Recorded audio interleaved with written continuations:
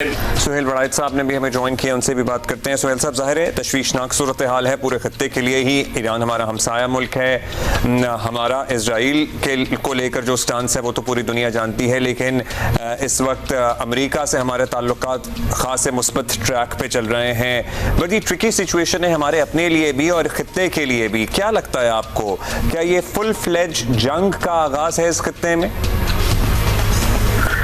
देखिए जी, जिस चीज का बहुत खदशा था वो आखिर होके रही, बावजूद इसके कि बड़े कोशिशें इसमें हो रही थी कि ये ना हो, इस हद तक ना मामला जाए, क्योंकि गल्फ के बाकी कंट्रीज अब ये अफोर्ड नहीं करते कि गल्फ के अंदर कोई वार हो। लेकिन अब तो ये वार हमारे पाकिस्तान के भी बॉर्डर पे पहुंच गई। ईरान हमारा ज़ाहिर है पड़ोसी मुल्क है और इजराइल के साथ उसकी जो जंग है उसके असरात भी होंगे। और दूसरी बात यह है कि मजहबी हवाले से भी हमारी ईरान से बड़े गहरे और कदीम तल्लुकात हैं। अगरचे हम दो अलग अलग फिका के पैरोकार हैं मेजॉरिटी, लेकिन रिश्ते हमारे उनसे सकाफती और मजहबी और तारीखी वो इतने ज़्यादा है कि बहुत सी लिटरेचर हमारा वो एक जैसा है फारसी का, और उसके असरात डेफिनेटली पाकिस्तान पर भी बहुत गहरे पड़ेंगे। ये तो जाहिर है कि पाकिस्तान इसमें कोई अमली तौर पर तो शायद कोई किरदार अदा ना कर सके, लेकिन नफ्सियाती तौर पर और जो हमारी सकाफती तौर पर और दिली तौर पर पाकिस्तान डेफिनेटली सदमे में होगा।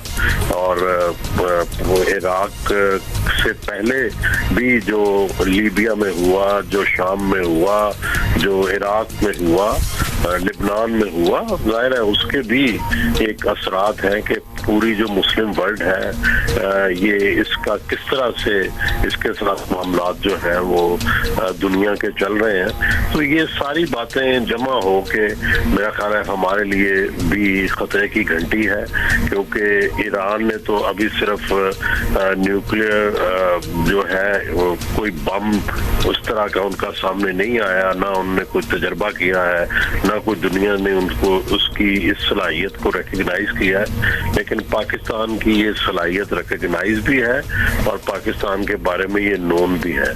तो इस हवाले से भी हमारे लिए कई नए चैलेंजेस जो हैं वो पैदा होंगे।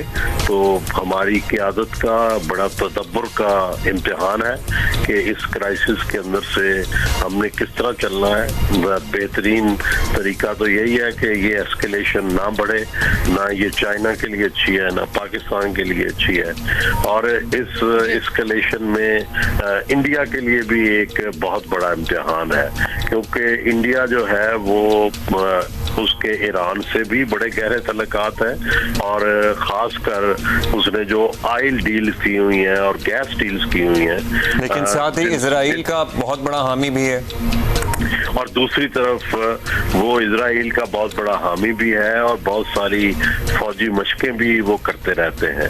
तो अब देखना ये होगा कि इंडिया कहाँ खड़ा होता है, ठीक है। तो ये भी उसके एक्सपोज होने का भी अब चांस है मुस्लिम दुनिया के सामने। तो ये वो नए चैलेंजेस हैं जो हमारे लिए भी होंगे, और ईरान के लिए तो जाहिर है अपनी सर्वाइवल का मसला है, उसकी जो इस वक्त रजीम है उसकी सर्वाइवल का मसला है। इतनी टॉप लीडरशिप का इस तरह घरों में जो है डेथ जो है, डेफिनेटली इससे डीमोरलाइजेशन होगी ईरान की। ये बड़ी अहम बात कर रहे हैं आप सुहेल साहब। सर यही बताइएगा, आपको मकसद क्या लगता है इस हमले का? क्या बज़ाहिर जो सबको नजर आ रहा है कि जौहरी प्रोग्राम को निशाना बनाना, या फिर एक ग्रेटर इसका मकसद है ईरान में निज़ाम की इंस्टेबिलिटी और ईरान में जो रेजिम चेंज? एग्जैक्टली मेरा ख्याल है दोनों मकासद हैं। जौहरी तो आप ये देखें कि इराक का जौहरी प्रोग्राम भी इजराइल ने जो था बहुत इब्तदाई उसको तबाह कर दिया था, सीरिया का भी कर दिया था। उनकी एक पूरी हिस्ट्री है, ठीक है, क्योंकि वो अपने बारे में अपने इर्द गिर्द में किसी को बड़ा नहीं होने देते, किसी को ताकतवर नहीं होने देते। और लेकिन इस वक्त तो सवाल है मुस्लिम जो कंट्रीज हैं इनके फ्यूचर का, कि मुस्लिम कंट्रीज कंट्रीज ने आगे, जिसमें हम भी आते हैं, जिसमें सऊदी अरब भी आता है, कि क्या हम जो है हमारा क्या फ्यूचर होगा, क्या इसी तरह एक एक मुल्क जो है वो गिरता रहेगा और वहाँ इंस्टेबिलिटी आएगी, या फिर कोई हमें और नया रास्ता, जो हम जिस रास्ते पे हम चल रहे थे, कहीं कोई वो रास्ता तो गलत नहीं है, या जो हमारे साथ सारी दुनिया की ट्रीटमेंट है या इजराइल की जिस तरह से ट्रीटमेंट है, क्या इसका कोई मुदावा मुमकिन है। तो ये बड़े नए सवालात हैं जो मुस्लिम दुनिया बड़ी देर से टाल रही है और जिसको मुस्लिम दुनिया ना पॉन्डर कर रही है, ना उस पर कोई हल निकाल रही है। तो अच्छा सर, इसके ऊपर आपकी माहिराना राय भी चाहेंगे, लेकिन एक चीज जरूर बता दीजिएगा, आपके क्या तज्जिया है, क्या अगर रजीम चेंज तक बात आती है तो क्या वो इतनी आसानी से हो जाएगा? ईरान की इंटरनल सिचुएशन को, इंटरनल पॉलिटिक्स को देखते हुए, शाम की मिसाल अभी हमारे पास है, वहां पर किस तरह से एक चीज हुई और हाउस ऑफ कार्ड्स की तरह सब कुछ तहस नहस हो गया। क्या ईरान में भी वही सूरत हाल होगी या कितना लंबा खिंच सकता है अगर यही मकसद है तो? ये देखें, प्रॉब्लम यही होता है कि हमारे यहाँ चूंकि सारी मुस्लिम वर्ल्ड में इंस्टीट्यूशनल स्ट्रेंथ नहीं है। हमारे यहाँ जो तकरीबन एक तरह की जो है वो डिक्टेटरशिप है और वो उसको उससे जो पूरी रियासत होती है वो एक कमजोर बुनियाद पे खड़ी होती है। तो आप ये देखें कि सीरिया, इराक, लीबिया वो एक एक पर्सनैलिटी के ऊपर सिर्फ खड़े थे और वो पर्सनैलिटी गायब हुई तो सारा स्टेट स्ट्रक्चर जो है वो ही गिर गया। तो यहाँ डेफिनेटली ईरान की मजहबी बुनियाद बहुत स्ट्रांग है, उनका मजहबी इंस्टीट्यूशन सदियों से बड़ा स्ट्रांग है। लेकिन हम अगर पिछली ईरान की हिस्ट्री देखें तो मुसद्दक का इनकलाब देखें और उसके बाद शाह ईरान की वापसी देखें और फिर शाह ईरान का जाना देखें कि किस तरह वो क्रम्बल हुआ था सारा सेटअप, तो डेफिनेटली इस रजीम को खतरात भी मौजूद है और दूसरा बहुत लंबा हो गया ये रजीम भी, और जाहिर है जो भी रजीम लंबा होता है उसमें इंटरनल रिफ्ट्स भी शुरू हो जाती हैं और बेचैनियां भी शुरू हो जाती हैं। इंटरनल रिफ्ट्स तो शुरू होती हैं, लेकिन जब इस तरह से एक्सटर्नल कोई फोर्स हमला करती है तो क्या फिर यूनिफाई भी हो जाता है पूरा मुल्क? उनके यहाँ पॉलिटिकल इश्यूज हैं, एहतजाज भी होते रहे हैं, ह्यूमन राइट्स के ऊपर बहुत एहतजाज हुए हैं, लेकिन क्या कोई एक्सटर्नल हमला पूरे मुल्क को यूनिफाई कर देगा, इत्तेहाद हो जाएगा? ये भी आपसे सवाल पूछेंगे। खबर दे दें साथ ही कि सुप्रीम लीडर के हुक्म पर जनरल अहमद वाहिदी पासदारान इनकलाब गार्ड्स के कमांडर इन चीफ मुकर्रर कर दिए गए हैं। जनरल हबीबुल्लाह सियारी आरजी तौर पर ईरानी मुसल्लह अफवाज के कमांडर तैनात कर दिए गए हैं। ये टॉप टियर लीडरशिप का इस तरह से वाइप आउट हो जाना, सुहेल साहब क्या समझते हैं आप? फौरन कोई रिएक्शन आएगा ईरान की तरफ से या अभी उस कैपेसिटी में ही नहीं होंगे कि किसी तरह फौरन रिएक्ट कर सकें? और सऊदी अरेबिया ने अभी एक बयान दिया जिसमें उन्होंने मजम्मत की है। सऊदी अरेबिया और दीगर मुस्लिम ममालिक का रिएक्शन या इनका किरदार कितना अहम होगा? देखिए, पहली तो बात यह है कि एक तो ईरान ने अभी भी जो हालिया बहरान है इसमें भी बड़ा ठंडा जो है तरीके से जवाब दिया, फौरन जवाब नहीं देते वो। हमने देखा कि वो 2-4 दिन जो है प्लानिंग करेंगे और फिर जवाब देंगे।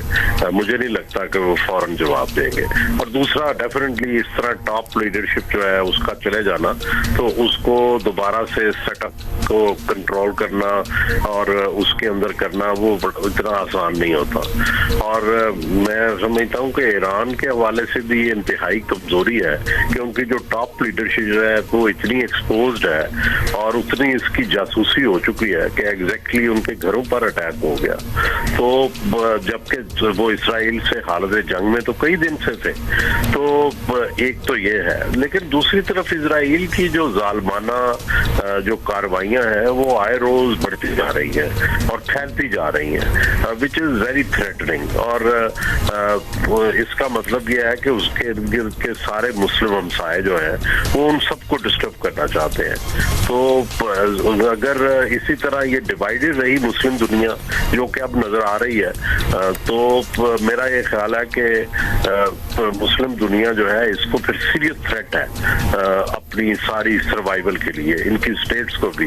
क्या ये तो नहीं हो सकता कि इसराइल की मर्जी के हुकूमतें जो हैं वो सब जगह आ जाए। जाहिर है मुस्लिम दुनिया की एक अपनी एस्पिरेशंस है और एक अपनी विशेज है।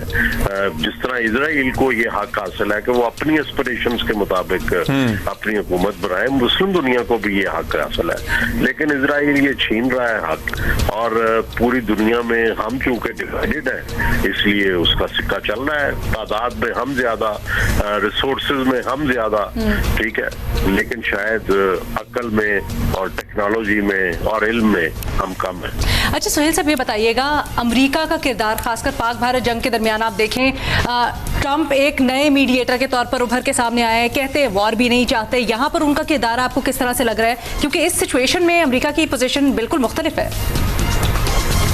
देखिए, बड़ी कॉन्ट्राडिक्टरी पोजीशन है। एक तो यह है कि इजराइल जो है अमेरिका की सलामती पॉलिसी का बुनियादी नुक्ता है। इजराइल की सलामती है और उसकी हिफाजत, नंबर 1। और नंबर 2, जो ट्रंप है मौजूदा सदर जो है अमेरिका के, वो जंगों के भी खिलाफ है और वो शायद नेतन्याहू से भी, मैं कई आर्टिकल्स पढ़ चुका हूँ कि जिसमें वो नेतन्याहू की पॉलिसियों से नाराज हो।